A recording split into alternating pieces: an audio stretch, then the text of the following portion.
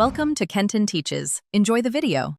You begin by making sure Chamet is installed and updated to avoid compatibility issues.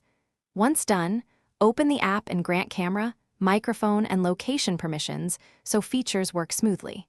Next, sign in or create an account using your phone or social login.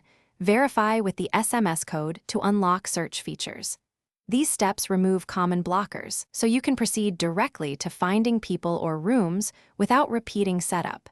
This saves time and prevents lost matches later. You now use Chamet search and filter tools to narrow results effectively.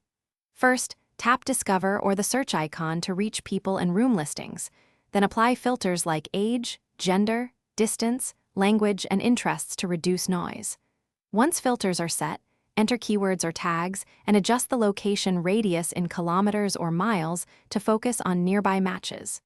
This layered approach helps you find relevant users quickly, rather than scrolling endlessly, so make sure to combine filters for precision. You finish by engaging with the matches you found, start a brief video chat, or send a friendly message and follow community rules to keep calls productive. Once you find people, save profiles, join public rooms, and use in-app features like gifts or badges to stand out.